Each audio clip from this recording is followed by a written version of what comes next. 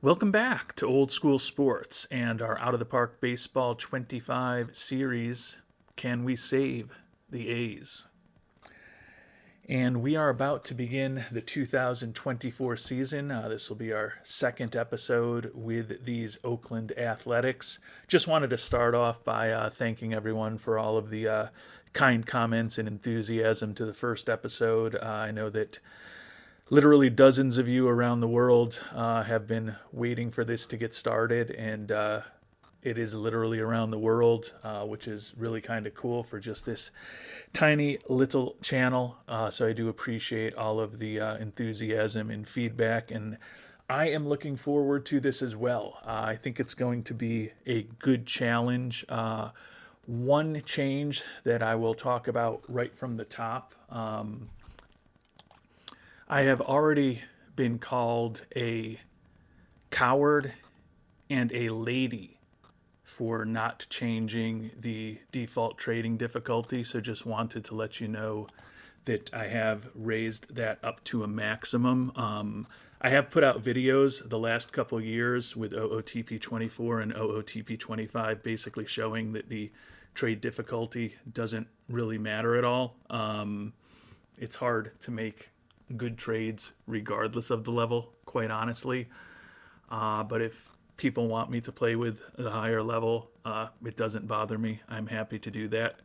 But you should know that in 2024, I don't know if we can be saying those kind of things about people. And this channel is also my safe space. So let's please be kind to one another in the comments going forward.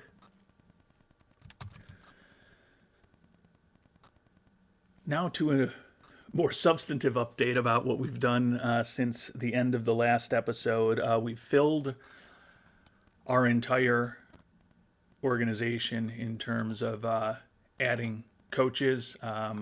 We turned over 17 of 18 coaches in the minor leagues, 5 coaches at the major league level. So that cost us a lot of money. Kind of just viewed it as taking our medicine now. We've had to trade away a few of our higher paid players to really make that work, but it's fine. We had several $1 million in contracts for the players that we moved on from, that we just bit the bullet on over the last couple of weeks. You can see we have a massive number of our coaches signed through 2028 right now, which is the 5-year contracts that the new additions have all received. So hopefully the improvement of our pitching staff and our coaching staff will serve us well in the coming years of this playthrough, even though it means that our team's going to be even less competitive than it probably would otherwise be this year, because we've had to, as I said, move on from some contracts and certainly not really taking on any contracts of any particularly interesting players. Have made a few moves, though, to try to put our imprint on the team. 2 trades that we have made since the last episode. The first one, we traded away J.D. Davis, solid hitter, but he's making $2.5 million, and I know it's a definite pivot for me to be caring about a $2.5 million salary, but every penny is going to matter with the A's. Traded him to the Yankees for Clark Schmidt. We had already traded away one of our top starters earlier in the last episode, so Schmidt will probably be the best starter we have. He's set to make about $3.5 million next year in arbitration. Probably will bring him back at that level. I don't think he's necessarily someone we're going to be building around for the long term, but did let us get a little bit of money off of the books this year. And the other trade was another one that just got contracts off the books. Alex Wood, who's making $8.5 million this year. We had to retain 30% of that to get this contract done, and also traded away Brent Rooker, Drew Lugbauer, who was our backup catcher. But we got Oswaldo Cabrera in return. Certainly not the most exciting player in the world at 25 years old. I think it's fair to say he's not really even a prospect anymore. But a versatile infielder who can play a number of positions for us. still making the major league minimum this year and next year as well, most likely. So a guy who can help us now and importantly let us get some more money off of the books. We have also signed a couple of free agents. Mentioned that our potential backup catcher was traded away in Lugbauer. We've signed Trey Barrera at catcher and Elvis Andrus at shortstop to minor league contracts, and both of them did end up making the 26-man major league roster that we'll talk about shortly, and continuing my trend of picking up players from the Yankees and the Mariners, both of whom I played mini-series with over the last month or so in OOTP 25. We also picked up Luis Gil off the waiver wire from the Yankees. So a few new players on the team, 3 of the 5 that we're talking about here from the Yankees organization. Certainly don't think that this team is going to perform like the Yankees organization this year, but with the contracts that we've gotten off the books and also needing to guarantee some minor league contracts and turn them into major league contracts for this year, we still have $1.5 million in money available at this point. And we've got a scouting budget and a player development budget that are both a bit above baseline.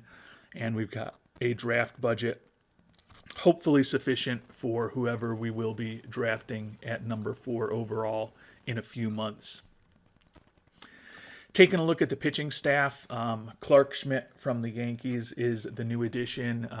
J.P. Sears, Paul Blackburn, Mitch Spence, and Kyle Muller were all guys who I think would be expected to be part of the Oakland organization. Not a ton of real changes in the bullpen either. Mason Miller will be the closer.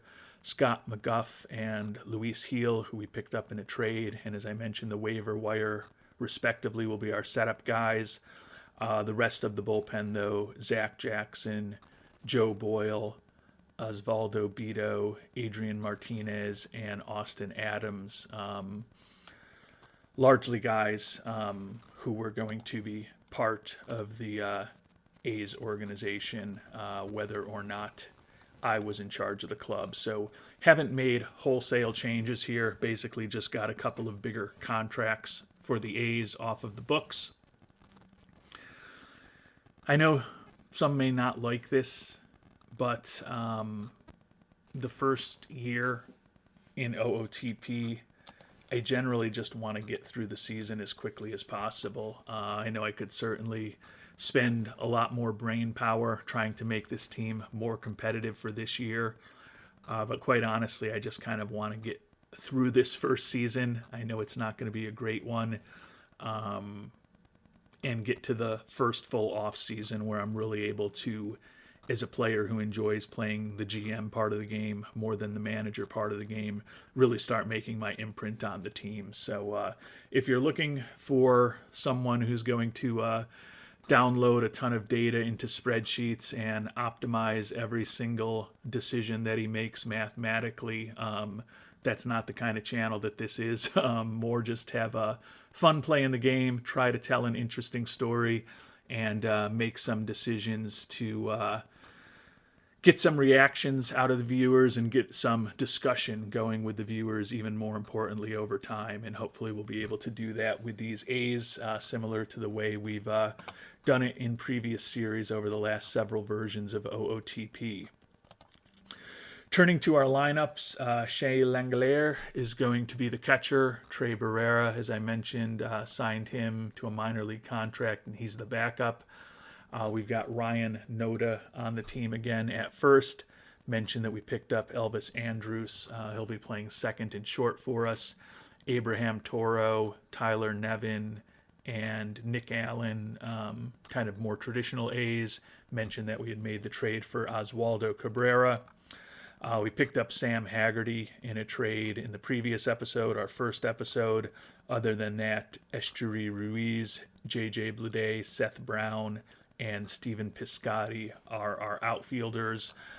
We do have a fair amount of players on the IL who will likely be leading us to make some decisions, getting rid of the weakest members of this roster in the coming weeks and months. Sean Newcomb, Freddie Tarnock are weeks away at this point, still month and a half plus for the likes of Miguel Andujar, Diaz, Luis Medina, and Ken Waldachuk.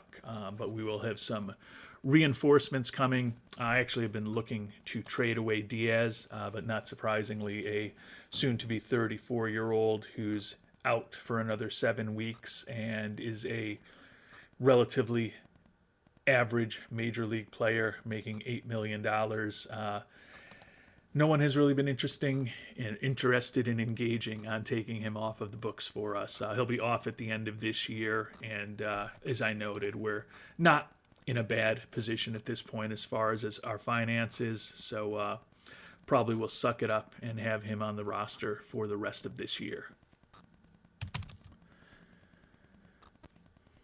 And we are still looking for a little more help, although right now we're kind of at an impasse with many of the players that we're talking to. But some of these names are familiar names from the episode I put out a couple weeks ago about cheap free agents to consider adding to your team.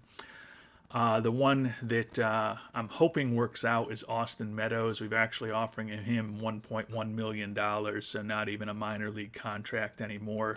He favors that contract, would certainly be a nice addition, at least in terms of what we think his skill set is. I say think his skill set is because you can see we're in the early stages of the game, so we don't have the very high scouting accuracy that I would prefer to have and will be striving to have on everyone around the league quite yet. But clearly I've played other games in OOTP 25, both on the channel here and on my own, so I've got a pretty good idea of the level of talent of most of the players who are in the game right now. And we beat the Guardians on opening day, which was positive. Another open waiver wire claim went through. The right-hander Daniel Hudson, 37-year-old veteran, but he's making the major league minimum. Did not make the Dodgers roster out of spring training. He has, over the course of a long career, been an above-average major league pitcher. Certainly not a big part of our future, but even though I'm not necessarily going out of my way to spend tons of money this year to win, since I'd rather invest that money into our infrastructure through the coaching as well as the scouting and player development. Want to be as competitive as possible, and we certainly don't have a lot of pitchers on the team with 70 stuff and two very high quality pitches like his fastball and slider. Now, admittedly, my scouting accuracy on just about everybody is low at this point, so don't know exactly what we're getting, but certainly think that he is a better option for our bullpen than some of the other guys who did make the team. And we sent Adrian Martinez down to the minors to make room for Hudson on the major league roster.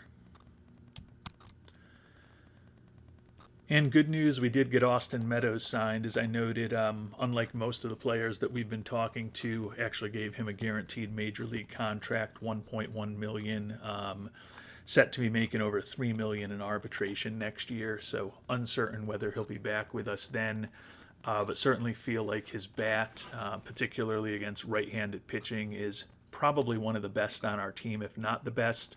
Also a good influence in the clubhouse and not a ton of money. So certainly fits in well with what we're trying to do in Oakland. And I think we will likely ultimately move on from Stephen Piscotty when all is said and done. But Ruiz is banged up with an oblique strain, only going to take him a week. We were going to have him play through it since it's just a minimal impact on everything. But with the fact that we have just brought a new outfielder onto our team, we're going to just throw him on the IL to be careful with him. Has nothing to do with any wristbands that he might be wearing, just to be clear about that. and that'll allow us to put Mr. Meadows right onto the Major League roster. And to put these Oakland A's into perspective, as I noted, we just signed Austin Meadows off of the free agent list at the end of March, and he is going to join our lineup as our number 3 hitter against right-handed pitching. So the fact that you can pick up a guy who's going to be in the 3-hole for you as a free agent that everyone else in the league has had all off-season to sign probably says a little bit about what the ultimate result of this season is going to be, even though we are off to a 2-0 start.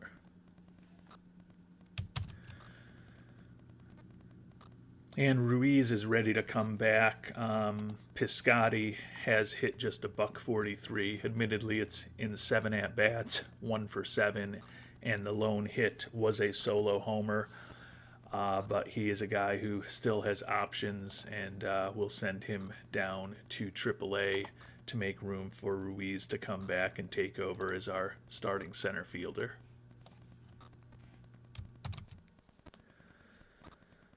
And we've made it to mid-April, tax day, April 15th, and we're doing just fine. 9-7 record, certainly not exceptional, but we are somehow tied with the defending World Series champion Texas Rangers for the AL West lead. Don't expect that pace of play from Oakland is going to continue, but all else being equal, would certainly prefer that the team be playing well on the field rather than poorly. And right now, we're hanging in there in the early stages of this season. And almost another week in the books. We're still kind of hanging out right around 500, but the Rangers playing better, so we're 2.5 behind in the division now.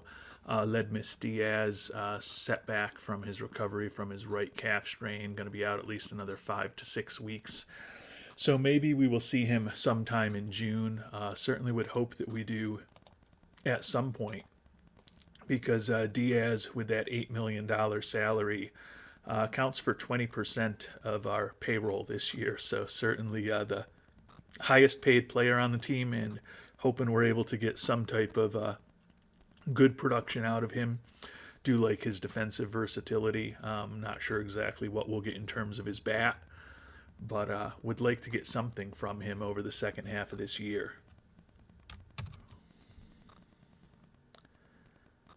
And I wish I knew what caused this, but you can see we've got a nice bump in fan interest. I guess the fact that we're just not doing completely horribly on the field must be doing something to make the fans feel a little better about us. Maybe, honestly, I pulled a Costanza in the parking lot and was driving around with some of the A's World Series trophies behind my car, and anything that would upset Mr. Fisher would certainly resonate well with the fans. So maybe it's as simple as that. Taking a very early look at the team statistics here. We're getting lucky, which you kind of would expect with that 12-10 record. 4 games above Pythagorean expectations at 8-14. That's kind of more the type of record I would expect from this A's team. We rank 13th in the AL in runs scored and 10th in runs allowed. So certainly have been lucky thus far to be 2 games over 500 here in the late stages of April. And we've made it to May 1st. The A's are starting to come down to earth, playing more the way that we would have expected. You look at our calendar for the end of April here, and we've lost at this point 6 of our last 7 games to fall below 500 on the season. 15-16 record, certainly still ahead of expectations. We're 3rd in the AL West, tied with the Astros, 4.5 games behind the Rangers.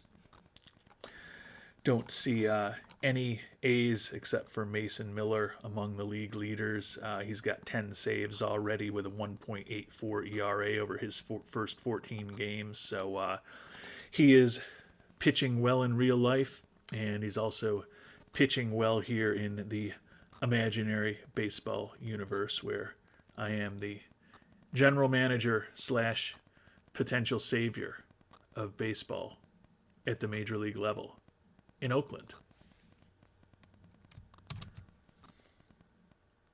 And we've actually gone on a shocking run here on the start of May. We've won 8 of our first 9 games in the month of May, so we're sitting at 23-17 now.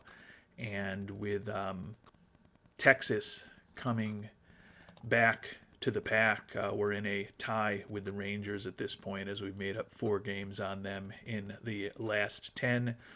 Ruiz back in the lineup and relatively healthy, second in the American League with 15 stolen bases. Did just suffer a significant injury for us. I mean, I guess it's a significant injury for any team when they lose their starting shortstop. Nick Allen, back tightness, going to impact him for a couple of weeks. Given that we do have Andrus on the team who can play shortstop, and that Andujar is 5 days into a rehab assignment in AAA, we're probably going to be conservative with Mr. Allen, put him on the IL for 10 days and bring up Andujar. And then similar to what happened with Mr. Piscotty, we'll kind of put off having to send somebody down to AAA for as long as possible. Presumably, Abraham Toro or Tyler Nevin would probably be the 2 players whose spots on the 26-man roster are in the most jeopardy once Allen is healthy. And I noted earlier that we brought Austin Meadows on board, and he immediately became our number 3 hitter against right-handed pitching, which says a lot about our franchise, says a lot about our roster. Probably says something about me as a general manager as well. I can't put this all on the A's. But he's off to a respectable start with us. The team's still over 500 at 25-23. He conceivably is our best offensive player against right-handed pitching. Says he's looking for 2 years at about $4 million a year for an extension. We're going to offer him a 3-year deal. Team options the last couple of years. Only an average of $3.5 million. We will promise him a role in the starting lineup. This will take him into his early 30s with us. He just turned 29 a couple of weeks ago. I think he'll consider this. He might be looking for a little more. Not going to go crazy trying to sign him, but would certainly not mind having a few guys who are good, solid major leaguers locked up in that kind of $3 to $4 million range. That's certainly a number that we can afford with this team. And it's also a number that is not going to be crippling for us to get out of in a trade. And he says he's willing to think about that offer. So he may be the first player that we sign to an extension, 3 years, $10.5 million. As I noted, team options for the second and third years of that deal. So pretty low risk looking at Meadows. He's been fine for us. I think he's a guy that we're hoping can deliver more than he has, hitting just .238. Does have 5 homers, 17 ribbies, and 6 doubles for us. Has been a slightly above average offensive player, but as I talked about, you look at those ratings against right-handed pitching, and they stand out on the positive side compared to just about everyone else in our organization.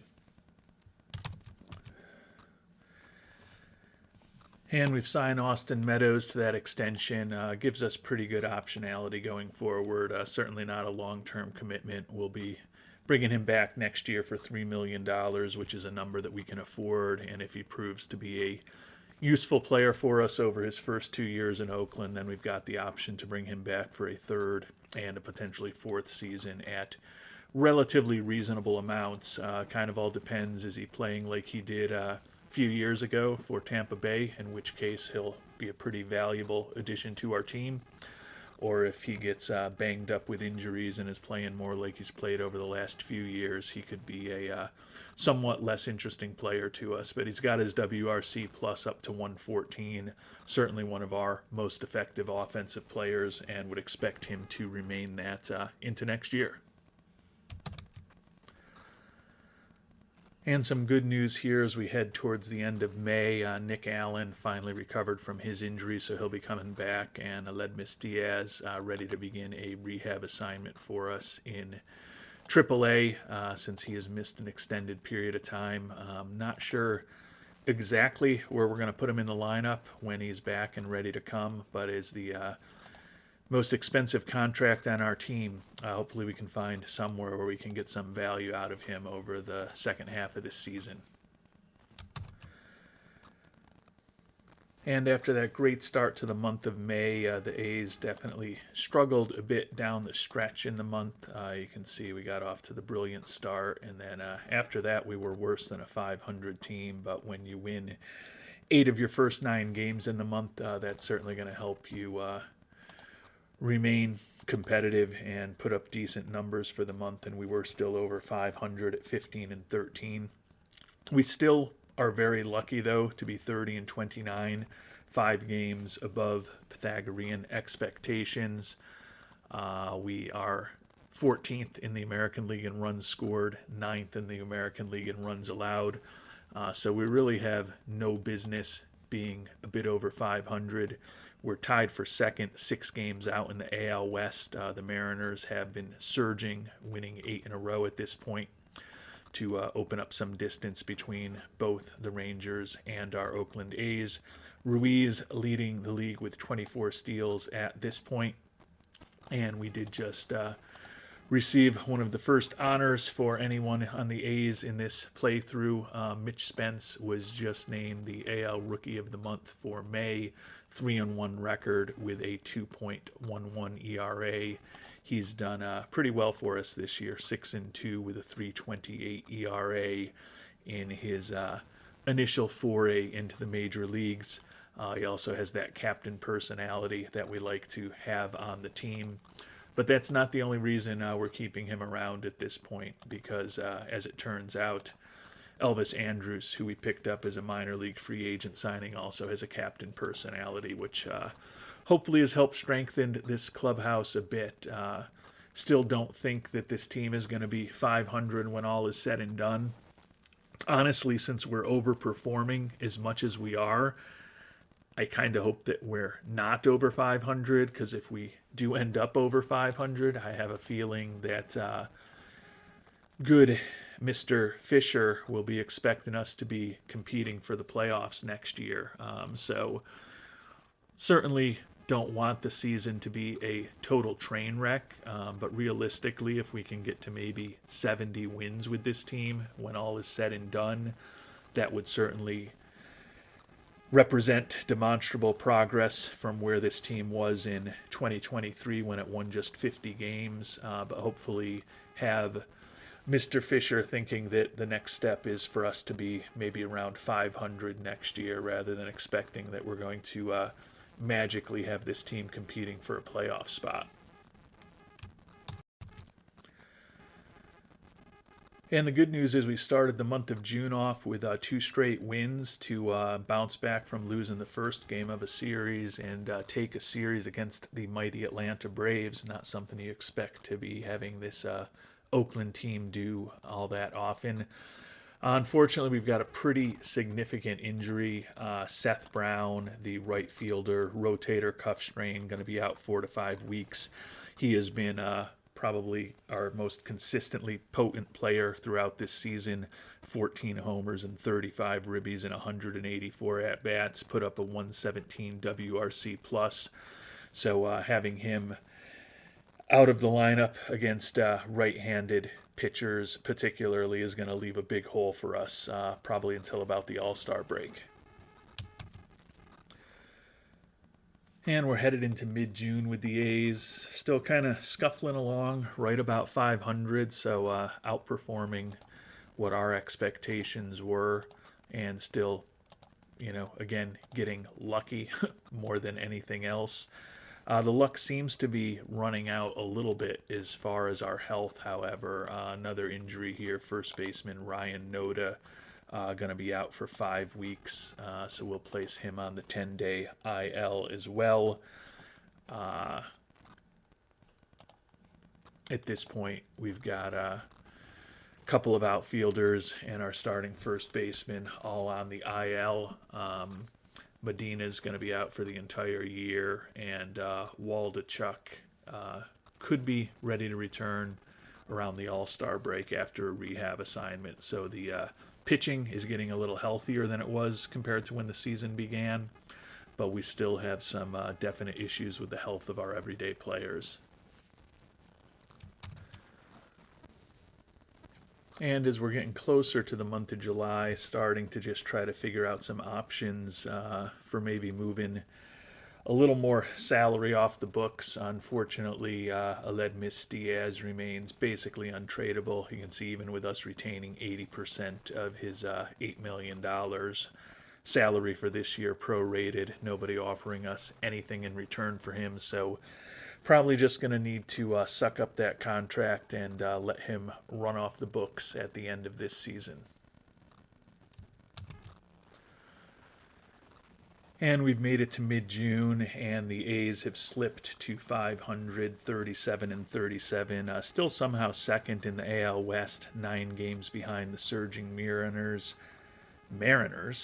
Ruiz second in the league in steals. He's remains the only Oakland player who we see on the leaderboards. Taking a look here at how the team is doing statistically, we're still getting lucky, 4 games above Pythagorean expectations, but honestly that .445 winning percentage that we're expected to be putting up is better than I anticipated from this team, so from that perspective things are going fine. Doing well at home, winning 60% of our games at home, barely 40% on the road. So despite the fans not necessarily being thrilled with Mr. Fisher, and as some of you have noted in comments to our announcement episode and or this episode, dealing with the possums and the rats and other assorted critters around the Oakland Coliseum, we're playing reasonably well at home.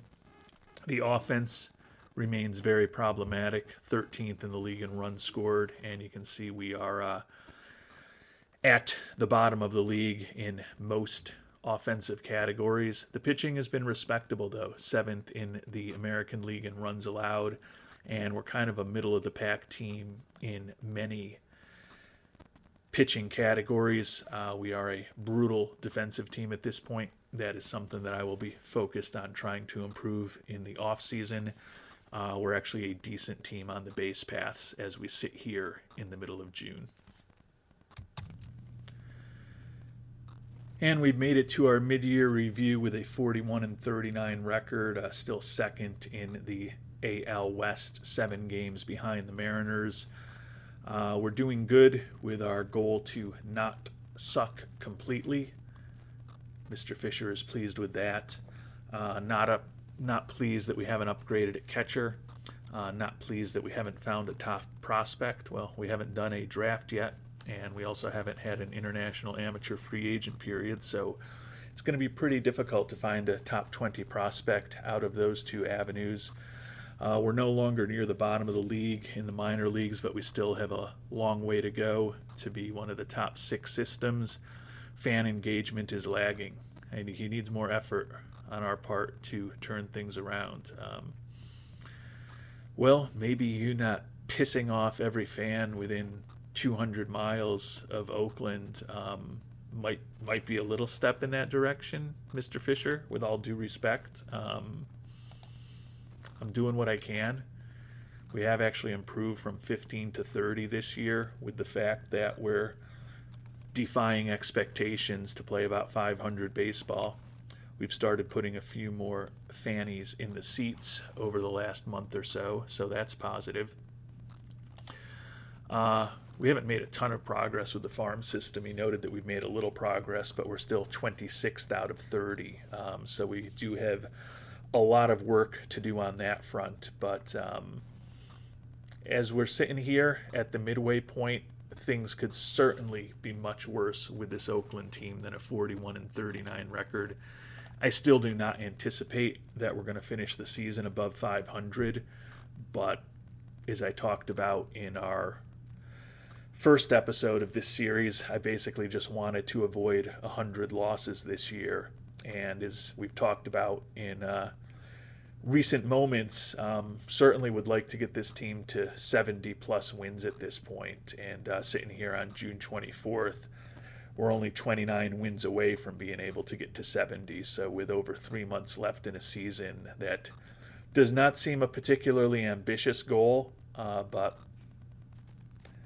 I've seen things turn on a dime in OOTPB4, and certainly this Oakland team is outperforming expectations, and I'm not going to get more ambitious than just wanting to get that 20-game improvement from 50 wins a year ago to 70 at this point. If we get to the point where we've got 70 in the books and there's still several weeks in the season, maybe we'll get a little cockier and more ambitious then. But until then, as always, we'll try to be measured and thoughtful in our approach. And we finished up the month of June with a 1-5 record over our final 2 series on the road at the Angels and at the Diamondbacks. So we're now standing below 500, 42-44 on July 1st. Mentioned that I didn't think it was useful for me to be getting too ambitious and too cocky with this team, and certainly the last week has reminded us of that. Ruiz leading the league in steals, so it's nice to have him on the Major League roster, putting some pressure on others on the base paths. We're still in second place, but the Mariners are running away with the division at this point. 11 games up on us, 12 on the Rangers, 13.5 on the Astros and Angels. As good as we felt with the A's kind of being in first, second, or third throughout the year, do have to acknowledge that we are only 2.5 games from being in last place. And I would certainly think that the Astros and the Angels do have more talent than we do. So as well as this season has been going, it's not inconceivable that we could end up in the cellar when all is said and done. One piece of good news that hopefully will help us avoid that potential fate is that Seth Brown has now recovered from his injury, ready to come back. So we will make a roster move to get him into the lineup once again. And since the first baseman, Ryan Noda, has gone on the IL, Lewin Diaz, who I believe was one of the players who I noted is a potentially useful free agent in that tutorial that I've talked about that I put out a few weeks ago, is a guy that we signed to a minor league contract. He was doing fine in AAA. He's actually been playing great at the major league level, hitting .366 in 41 at-bats with 6 doubles for us and an OPS over 1,000. So we're not going to send him down yet. We're going to likely say goodbye to Tyler Nevin, making the major league minimum. He's a guy who's out of options at this point, and he's hit just $157 for us in Oakland this year. Does have 5 homers and 134 at-bats, but when all is said and done, he's put up a 31 WRC plus. He's been a win below replacement, not an exceptional defensive player, and certainly hasn't indicated that he's an exceptional offensive player. Doesn't look like he's got much, if any, trade value, so we're probably just going to waive and DFA him. Would like to try to do something to avoid having to eat that salary, because presumably he's going to, not want to go to AAA. But at this point, if someone else wants him, they can have him. And with the calendar now turning July, we'll do our mid-season review, take a look at this roster. I don't think we're going to be incredibly active as we get closer to the trade deadline. If we do, it's just going to be trying to get a prospect or two back in return for anyone on our team that may happen to have some trade value, but I don't know how many guys really fit that bill. So we'll take a look and do a quick mid-season review before simming ahead another week and a half and kicking off the draft, because one thing that I always do find useful in these playthroughs is having our worldwide scouting department share ideas with me as far as drafts and international amateur free agents and free agency in general and trades from time to time. So we'll see who's going to be on the board for our Oakland A's with our 4th overall pick, and hopefully you all can help me make the right decision. Taking a look at the team statistics here, 42-44 record, still 5 better than Pythagorean expectations. Winning month in the small sample size of March, as well as we were 2 games over 500 in the month of May. Identical 12-15 records in April and June. So we've been hovering around 500 all year. Don't really expect that to change too much over the second half of the season. If anything, we probably play closer to low 400 percentage baseball than the high 400 percentage baseball we played thus far this year. Still, at this point, sitting here on July 1st, have the worst offense in the American League, and you can see we are at the bottom of the AL in almost every offensive category. The pitching staff has been average, 7th in the league in runs allowed, middle of the pack in a lot of categories. Still pretty weak defensively, still respectable in terms of some of the base running metrics. So clearly in the offseason, improving the offense is going to be a big focus of ours. Not going to necessarily have a ton of money to play with just $21 million available for extensions, but we'll do what we can. And taking a look at our pitching staff, the acquisition of Clark Schmidt from the Yankees has proved to be huge. He's gone 10-3 for us with a 3.53 ERA. Set to make decent money next year in arbitration, but as a 28-year-old who's by far the best starter on our team, likely going to think very strongly about bringing him back. J.P. Sears, 4-9 with a 5.20 ERA.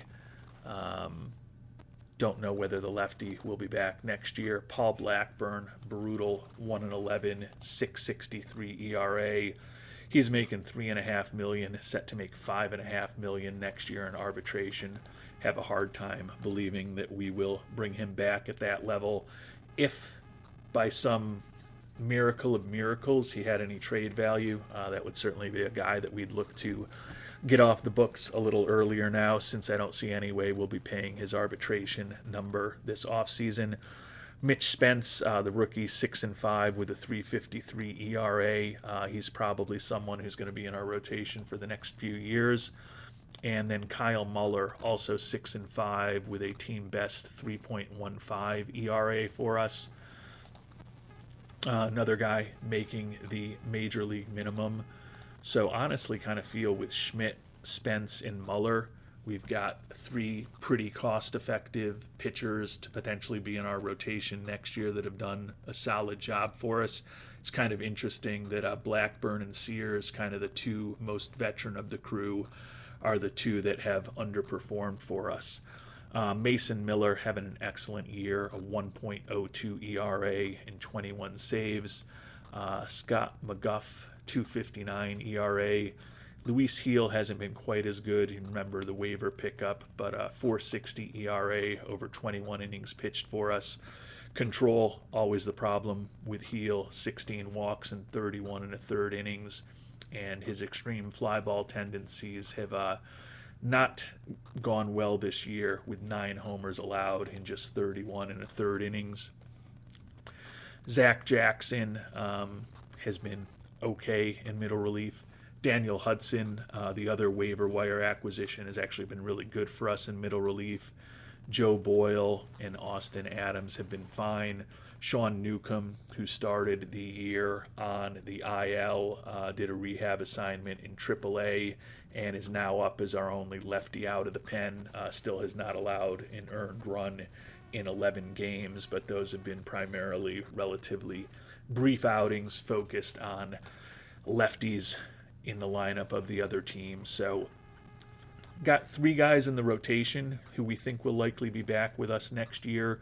Would think the likes of Miller, McGuff, maybe Heel could be back with us, maybe Newcomb, maybe Hudson, although he's getting kind of old, but definitely thinking at this point that we'll probably be turning over a relatively significant part of the bullpen this coming off season. The positive thing about that is that bullpen arms are generally relatively inexpensive unless you're thinking about closers, and we can generally find some of those in the Rule 5 draft as well, where we'll probably be pretty active this offseason.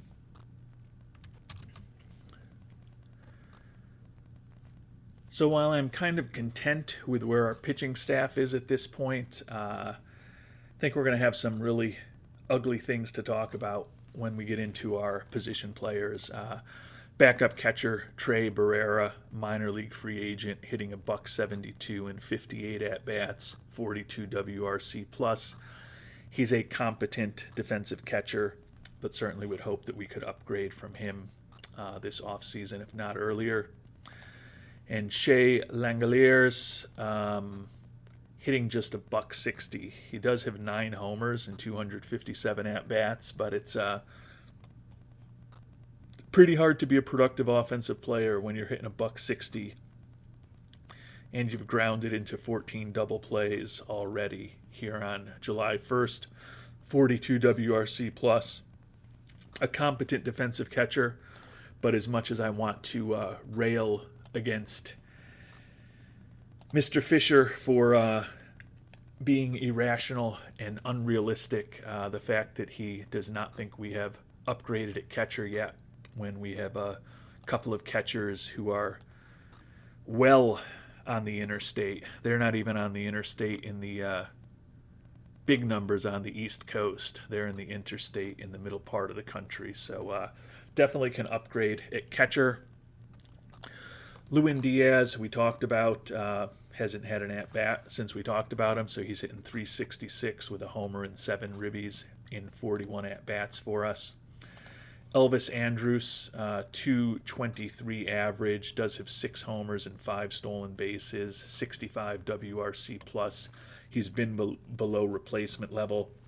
The captain personality is helpful in a clubhouse like this one. He's a competent defensive infielder, but likely not a big part of our future. Miggy Andujar hitting .207, still doesn't have a homer in 82 at-bats since we brought him up from the rehab assignment after he recovered from that injury. 51 WRC plus. He set to make about $2.8 million in arbitration this coming off season. Probably will be a former A in the coming weeks, if not the coming months. Oswaldo Cabrera, hitting just .226, does have 9 homers and 292 at-bats, 70 WRC plus. He's actually been slightly above replacement level. He's a versatile utility infielder. He's an everyday player with Oakland. In a perfect world, I'd love to use him as a utility infielder. He will probably be back with us next year, making the major league minimum. Aledmus Diaz, very unlikely to be back with us next year, hitting .229, 2 homers and 48 ribbies, 81 WRC plus, which is one of the better numbers that we've talked about with this team, sadly, but certainly don't think he is a big part of our future. Nick Allen, hitting just a .199, almost a win below replacement, has some real positive personality traits in the clubhouse. He's a good defensive player. We'll probably work on, in the offseason, getting him more versatile defensively. Somewhat similar to Cabrera. In a perfect world, if you've got Oswaldo Cabrera and Nick Allen as your 2 utility infielders, it's probably not a bad situation. When those guys are both in your starting lineup, that's probably a sign that your team could be worst in the league in runs scored, which is exactly where these Oakland A's are. Turning to our outfielders, which is where we've got some of our better offensive performances. Austin Meadows hitting .250, 14 doubles, 4 triples, 10 homers, and 264 at-bats. 115 WRC plus, WAR of almost a game and a half at this point. He is, for better or worse, a centerpiece of our lineup this year. And as we've talked about, we've signed him to that extension, so he will be a centerpiece of the Oakland lineup likely for the next few years. Sam Haggerty has spent some time on the IL, been reasonably productive when he's been in the lineup, though, hitting 264, does have 10 doubles and 178 at-bats, a 115 WRC+. Set to be making about $2.5 million next year in arbitration, which for what he is going to be an interesting decision for us.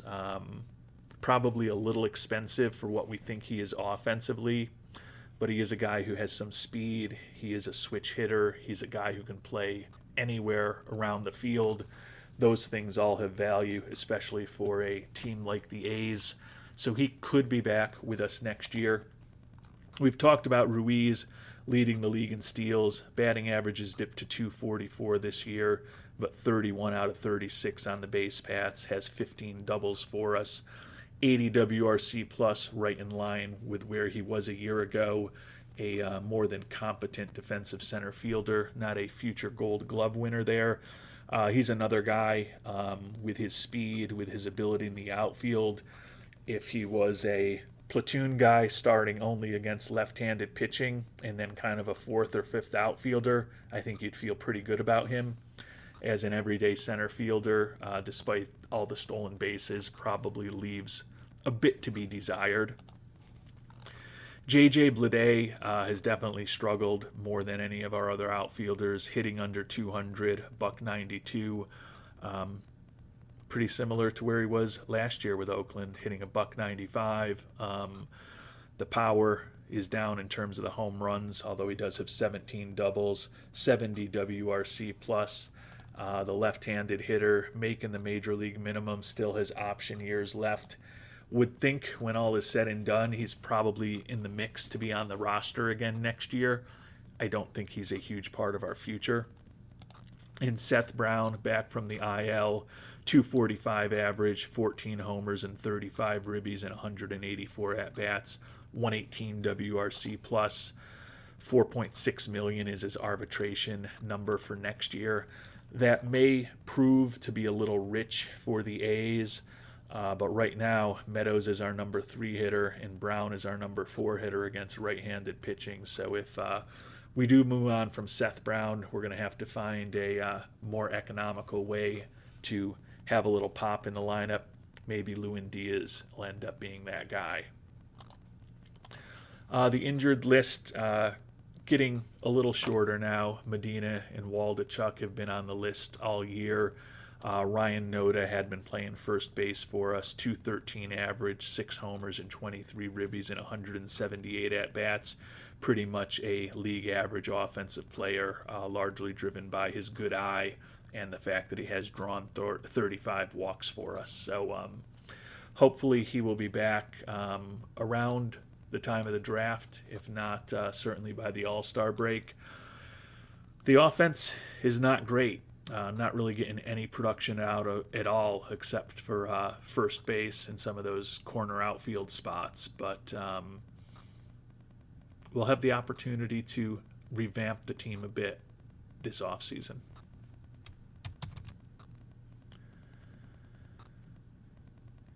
And as we get ready for the first-year player draft, we've done what we always like to do, and we've taken the first 2 games of a series against the Red Sox in Fenway, actually putting up some pretty big runs.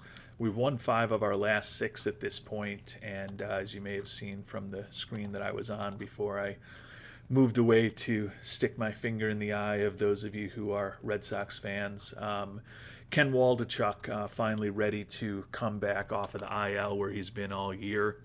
So we are going to send him on a rehab assignment to AAA. He perhaps will be able to help us at the major league level relatively soon.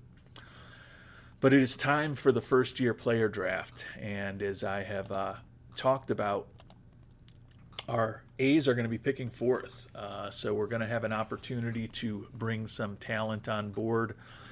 Looking at the draft pool, there's a little bit of interesting talent. Not necessarily anyone who's going to be a world beater, but should be some interesting players to talk about with our fourth pick in the draft.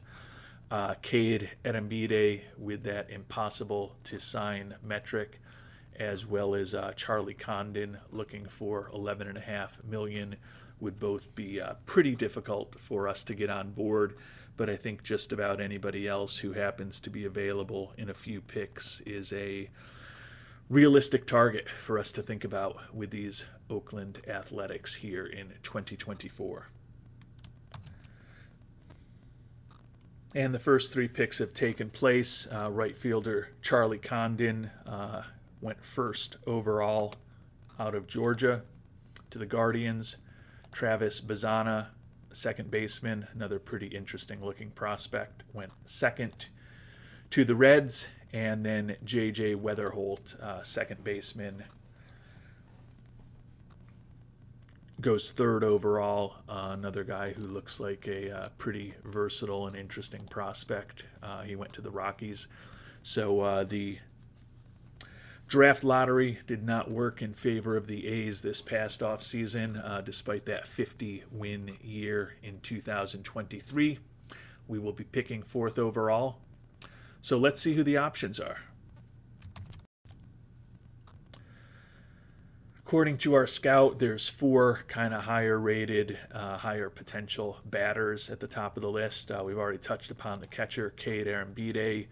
Impossible to sign, but like the high leadership and work ethic, like that he looks like a good solid defensive catcher, plus contact, plus power, decent gap power, and a decent eye if all is said and done. Seems pretty committed to going to LSU, but if we could somehow swing the finances, think he could be an interesting catcher to bring into our system. It's not going to make Mr. Fisher happy with our goal due by the end of next season, but certainly someone who might be able to help the team behind the plate in the not too distant future. Braden Montgomery, right fielder out of Texas A&M, decent outfielder, like his arm out there in right field or left field, wherever it ends up playing. Pretty average in terms of his contact, gap power, and eye. Does look like he's a guy who could have interesting home run power, though, and he's also a switch hitter, so an interesting prospect in Mr. Montgomery. Another catcher, Malcolm Moore, 20-year-old out of Stanford, not quite as good defensively as Erembide, probably not quite as good offensively either. His profile is actually a little more similar to the other college player we just looked at. Pretty average across the board, but does look like a guy who could hit some home runs for you if he fully develops. And last, but hopefully not least, Bryce Rainier, a shortstop out of Simi Valley, California, potential two-way player. Pretty interesting defensive profile, good contact hitter, potentially decent eye, kind of some mixed personality traits, like the high intelligence, don't like the low work ethic, decent speed. He's been facing a good competition level, playing high school baseball out there in California. And as we touched about, he's also a guy who looks like he could be a useful-ish pitcher at the major league level if he were to fully develop. Has the stamina to start, but only a potential 3-pitch arsenal if both the curve and the change fully develop. So most likely a reliever. Interesting guy just by virtue of his defensive versatility, by virtue of the fact that he's a potential two-way guy. I do like his contact. I don't put a lot of stock in him being a particularly useful pitcher at the major league level. I am a little concerned about the low work ethic in terms of him ultimately fully developing. But certainly someone for me to think about, and hopefully for those of you who are still watching with us to opine about before we have to make this decision. Turning to the pitchers who are available, and there's five 3.5-star prospects and a couple of really high-end prospects, at least according to our scout. We'll go from the bottom up with these guys. Levi Sterling, 17-year-old starting pitching prospect, throws in the low 90s. Stuff looks like it could be outstanding. Movement and control, both relatively average. Ethan Schiefelbein, 18-year-old, don't love the low work ethic.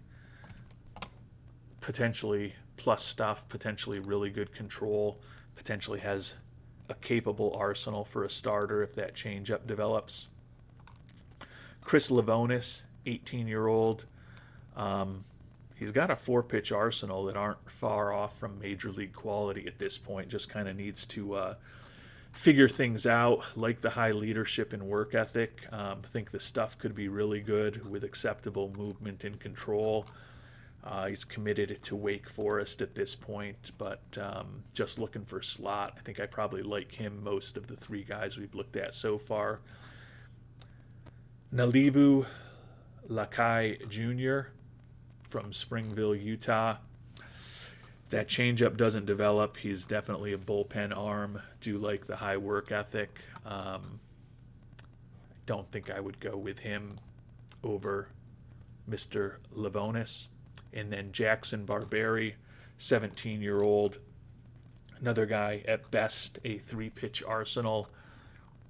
Stuff could be really good. Movement and control, kind of fine. Think of the 3.5-star guys. If I was going to go with one of them, Livonis would almost certainly be the player I'd pick, but always interested in other opinions. But holding out hope that William Schmidt or Duncan Marston might end up being the guy. William Schmidt, 18-year-old, like the high leadership and intelligence. Issue is that at best it's a 3-pitch arsenal. If that changeup doesn't develop, he's probably a very good relief pitcher and a relief pitcher who can pitch a lot of innings, but probably not particularly effective as a starter without that changeup really developing. If it does, we think his stuff could be exceptional, average movement and control. And then Duncan Marston, 19-year-old, throws harder than most of these other guys, already in the mid-90s. Another guy facing good competition at the Harvard Westlake School in California. Potential 4-pitch arsenal if the curve and the changeup both develop. Really good stuff, decent movement, decent control. I tend to think if I went with a pitcher, it would be Marston or Livonis. Hitters, maybe Rainier, maybe Arambide, if I'm willing to suck up the impossible to signingness of him and willing to roll the dice on being able to get lucky with whether it's, $7 or $8 or $9 million that he's looking for, or 13 or 14 or 15 million that he's looking for. So that could be an interesting decision. I'll spend some time with some of these lower rated players as well. I know some of you really like to dig in on the potential, and I don't always show it all, but I will try to do that this time for those of you who want to really serve as my super scouting crew. And certainly, Aiden Harris with that 70 potential power looks like a interesting player. Should maybe spend a little more time with. Another catcher we haven't talked about, PJ Morlando.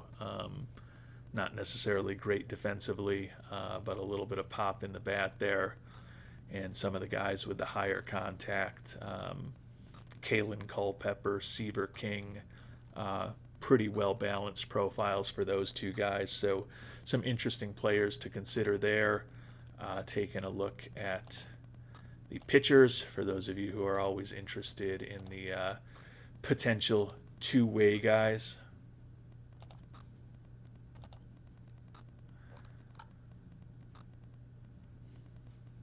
Cole Mathis. Cole Mathis kind of looks like a guy who might have more value as a position player than he does as a pitcher. Certainly someone to investigate down the line. You can see our buddy Duncan Marston doesn't necessarily look like a incredible hitter, but does potentially have some value there. Moving on to the pitching potential. William Schmidt, of course, up there. Some relievers that we may be looking at in additional rounds, also on the short list. So there will definitely be some interesting options for us out there. If you've got thoughts on what you would do, as I noted earlier, those are always helpful for me to hear. Certainly like the looks of Pierce George. Granted, he's 21, so he's a college player, but already hitting triple digits coming out of Alabama, and a lot of positive personality traits there. Probably not going to be a first-round pick for us. If he's around in the second or third, though, might be somebody for us to think about. But we are finally into the action with these Oakland A's, and as I noted, a 500 record more than midway through the season is much better than we were expecting. I do think a lot of it is more luck than skill or anything special that I've done, and certainly our Pythagorean record shows that, but I'll take it. And I'm sure that if the real A's were 500 in this July, they'd probably take that as well. But I think they probably have a bit tougher road to travel than I do here in the virtual world. Until our next episode, thanks so much for watching, and hope you have a great day.